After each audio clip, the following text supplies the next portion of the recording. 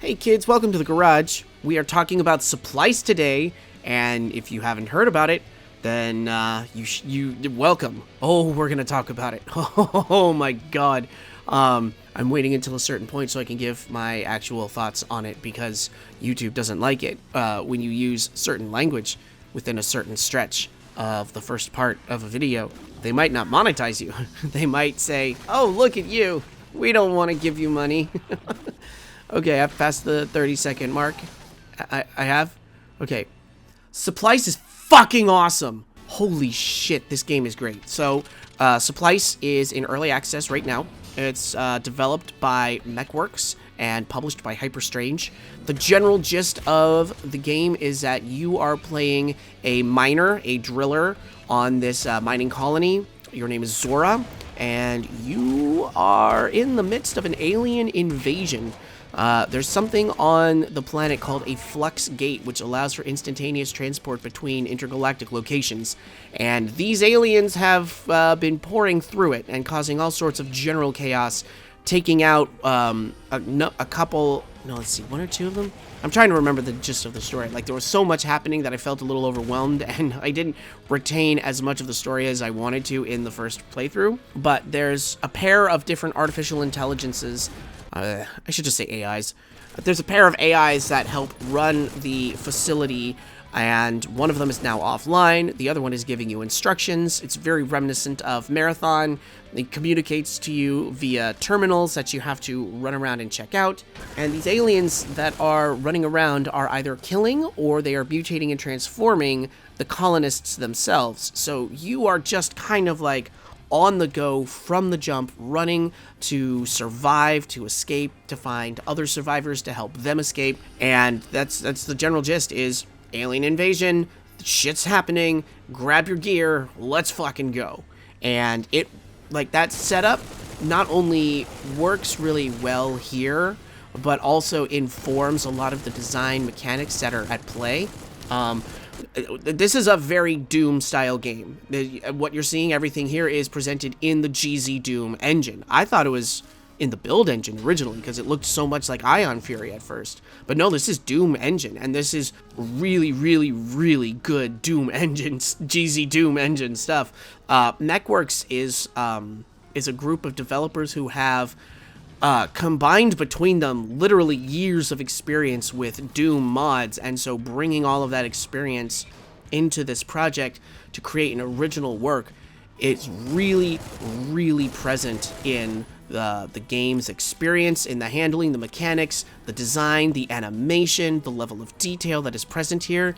This game is very, very, very clearly a masterclass in professional Doom engine artistry. The weapons are beefy and solid, and they feel amazing. Holy shit, the shotgun, the rotary shotgun. It's a three-barreled shotgun that rotates with each shot, but then you've got an alt fire that fires all three barrels at the same time, and it is one of the loudest, most disgusting noises I've ever heard in a game, and is only rivaled by the sound of the chain gun that you find near the end level of the game. And speaking of the levels are huge.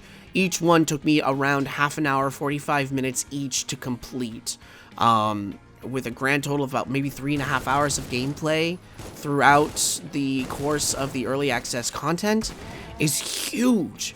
It reminds me of the same kind of scope and expansiveness as Head-On Bloodright presented to us like a year and a half. Was that 2 years ago now? Oh god, holy shit, Head-On Bloodright came out 2 years ago. I'm feeling old. But with that, this is a big game with big ideas and excellent execution and attention to all of the details. If you're looking at the enemies, the enemy animation is very crisp and very fluid. There's so much detail poured into every single sprite to the point where I felt at times, there's one enemy in particular, kind of looks like a brain surrounded by a mechanical halo, like almost like a biblically accurate angel, and it was so detailed that it looked like it was a rendered model like a claymation stop motion model that was rendered into GZ Doom with that photorealism. And I wouldn't be surprised if that is actually the case, that some of these are actually like photorealistic models that are rendered into the game and then animated as such. It's magnificent. The animation is, for me, the standout here. That both the animation, I don't know, I mean, God, it's hard. It's hard to talk about this game just because there is so much that is so good. Because my brain keeps jumping from one topic to another where I want to espouse on how great the gunplay is, and then to talk about how like intense and adrenaline fueling the soundtrack is, which is this wonderful kind of jazzy, up-tempo, bass-heavy, funky soundtrack that's very reminiscent of like Sega Genesis, early PlayStation, like old 16-bit games, where it's just like kind of funky and it keeps you going, but it's not like, it doesn't feel whimsical. It doesn't feel like it's too gritty or overly cinematic, or it's just fucking soundtrack slaps. I'm gonna just overcomplicate things by trying to describe it. But you've got some saxophone, you've got some sweet guitar solos, you've got that ever-present, like, thumping bass line. The soundtrack is amazing.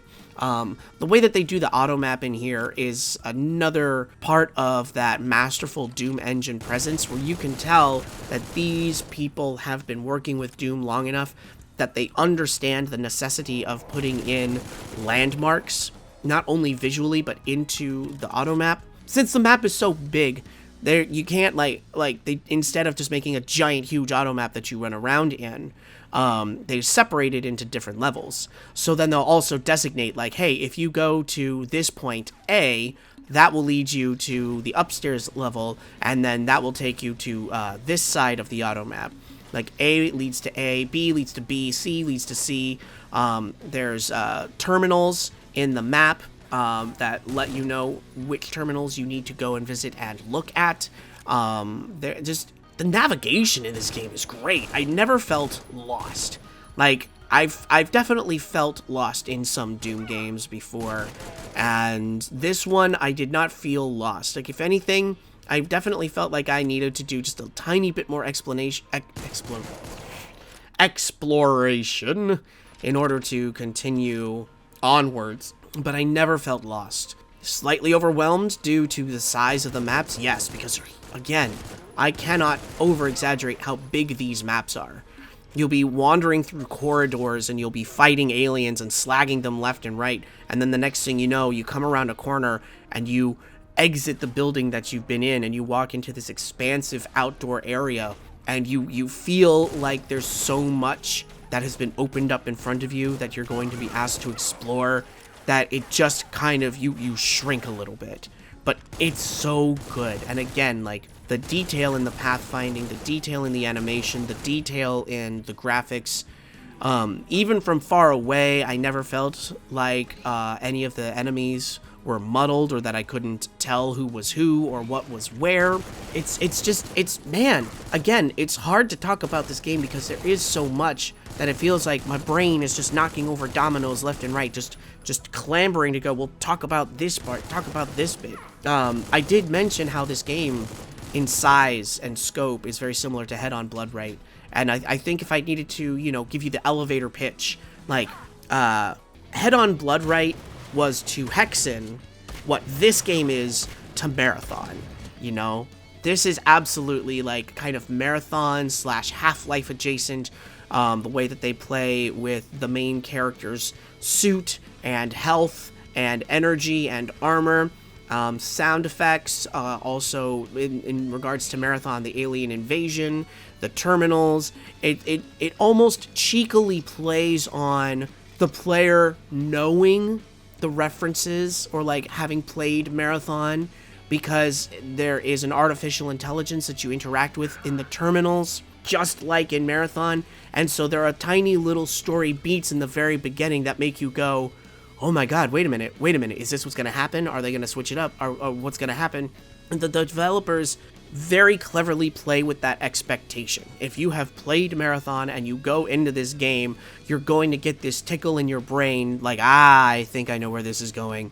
You kind of don't, and that's great. I love that. I love it when a creator, I love it when an artist takes an expectation and plays with a sort of pre-established story or trope and brings to the audience to it and says, you've seen something like this before. I'm gonna tee it up. I'm gonna set you up so that you think you know what's gonna happen, and you're gonna go into this thinking you know what's gonna happen, and then I'm gonna pull the rug out from under you just when you least expect it.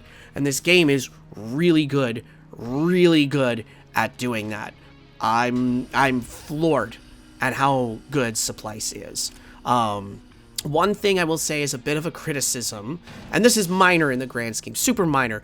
It felt like it took me a little too long to really dial in the mouse sensitivity to a way that I liked. Both the vertical and horizontal mouse sensitivities, they're not equally balanced. So you have to you have to play with each bar individually, because and even setting them at the same number is not the same. Like setting the vertical to 4 and the horizontal to 4, it's gonna be a very different sensation for each one. So I think I spent the first 5 minutes, maybe close to 10, just really getting that mouse feel down. I'm very specific about how I want the mouse to control when I'm playing my FPS titles, and that took a lot of doing. Another thing that I want to note is I surprisingly had some frame rate stuttering when I had VSync enabled. I normally have VSync enabled, and that's just a personal preference. And I noticed when I entered the first kind of larger open area that my game was stuttering and the frame rate was dropping, and I couldn't figure out why. I disabled VSync, and that made the problem go away, and I didn't notice any other stuttering after that. Which is, again, remarkable considering it's a GZ Doom engine. If it's gonna make your computer kind of like stop and stumble a little bit, well then, that's some power behind it. But you also have to take into account so much detail in the graphics, in the sprites, in the environments, and everything in this game. There is so much detail, and sometimes when a game throws that much into the visual acuity of the presentation, sometimes the gameplay can get left behind because there is so much being put into the graphics and the look and the vibe. Some people will disagree with me, but I'm kind of thinking about Proteus in that regard. Amazing visual game, really not great gameplay-wise. It suffered in that regard. SUPPLICE has everything very balanced. You've got to admire the masters, the practitioners of the ancient art of the Doom/GZ Doom engine. They really, truly have brought their A game to the table with this, and MechWorks is, oh my god, this is amazing. You know, when you look at, it's very tough to create a game with GZ Doom engine that stands out from the crowd, especially when we're in the age of looking at what Selaco, for example, is doing with the GZ Doom engine. So to look at SUPPLICE and go, wow, this makes GZ Doom feel fresh again. It really shows what that engine can still do when you give an artist the time and resources to work and play with it. SUPPLICE is out. It's $20. It is well worth your time. It is more than well worth your time. The ending of the game, or at least the ending of the early access content, was a little abrupt, but in the sense that whatever comes out next, early access wise, is going to just immediately pick up from there. So I had no problem with that. There's a great sustained arena boss fight at the very end. I played the game on normal for my first playthrough, because I really wasn't sure what the difficulty settings were like, so I figured I'd just go through on normal and see how that played. And I was pressed. I was a little sweaty, even on normal, with that final boss fight. It was good shit, and it made me... I loved this game so much, I immediately turned around and started a new game on a higher difficulty. It's just that fucking good, kids. This is intense, incredible shit. I'm overhyping it, but when you sit down and you play it, you're gonna understand. Yeah, go get it. $20. I'm so thrown by this because the level, just again, the detail, the attention to the presentation, and the fine tuning that's happening with this game is so good. Oh, everything about this is great. Like, I'll just go on forever praising the game in general because I'll be too busy trying to talk about everything. So for those of you who are paying attention to early access releases, both Hyper-Violent came out the same day as SUPPLICE. I'm gonna talk about that soon. And then, as of this recording, Ghostware is coming out in less than 24 hours. So I'm definitely gonna be talking about Ghostware, but not anytime soon. I'm not gonna do any more garage videos until I get my Descent video done and out the door. So I should have that done in a week or two. And now that I've hit 1,000 subscribers, I gotta go talk about Tech War. Go play SUPPLICE, kids. This is an excellent game. Stay hydrated. Stay safe out there. Thanks for coming out to the garage. This, I'm gobsmacked. I'm gobsmacked. I cannot just say how great this game is. I'm just kind of gobsmacked by it. Yeah. Why are you still listening to me? Go buy this and play this now. Go get it. Go get it. Why are you still here? Go play it.